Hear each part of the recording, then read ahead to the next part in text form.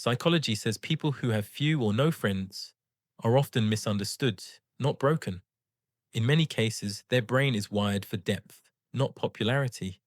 If that sounds like you, listen closely because what looks like a social problem from the outside is often a sign of rare mental strength. 1. You have zero tolerance for fake people. You can't stand gossip, drama, or people who act one way in public and another in private. To outsiders, it looks like you're cold, rude, or too picky. Psychology calls this high interpersonal sensitivity. Your brain quickly picks up on lies, manipulation, and fake energy. High IQ. People hate wasting energy on relationships that feel like a performance. So instead of forcing yourself to fit in, you quietly step back. That's not antisocial, it's self protection. You're not difficult, you're simply done pretending. 2.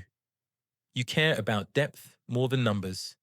You're not impressed by big friend groups or constant social plans. Surface level small talk drains you. You'd rather have one real conversation than 10 empty ones. To others, it can seem like you're uninterested or bad at socializing. Psychology calls this relationship selectivity. Your brain is wired to seek meaning, not noise. High intelligence often comes with a strong inner world, so you don't need constant chatter to feel alive. Wanting depth over popularity isn't weird. It just means your standards for connection are higher than average. 3. Your brain needs longer to recharge after social interaction. Even if you like people, too much social time leaves you exhausted. After a party or a long call, you feel mentally overloaded and crave silence. Extroverts may think you're boring, lazy, or no fun.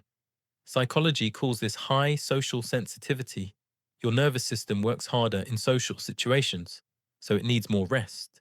High IQ minds notice more details, more emotions, more subtext, which burns more energy.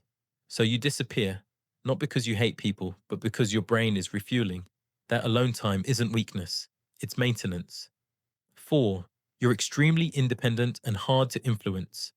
You don't need a crowd to feel okay. You make your own decisions, follow your own interests, and don't bend easily to pressure.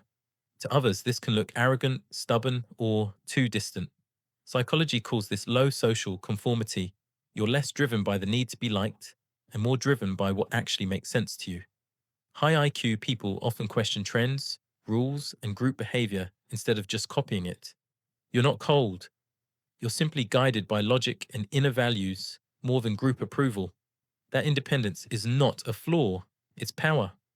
5. Your past experiences made you more selective. Maybe you were betrayed, excluded, or surrounded by toxic people before. Now you watch more than you share. You take your time before calling someone a friend. To outsiders, it seems like you never open up. Psychology calls this a high trust threshold. Your brain raises the bar to protect you from repeating old pain. High intelligence doesn't forget patterns, it learns from them. So you test people slowly, not because you can't bond, but because you refuse to bond with the wrong ones. That caution isn't paranoia, it's wisdom. Put together, these loner traits all point to the same thing: a mind that values depth, safety, and truth over social noise. You're not broken for having few or no friends. You're just running on a different level than most people around you. If you want more videos that reveal the psychology behind you, subscribe, because the next one might explain something you've never noticed.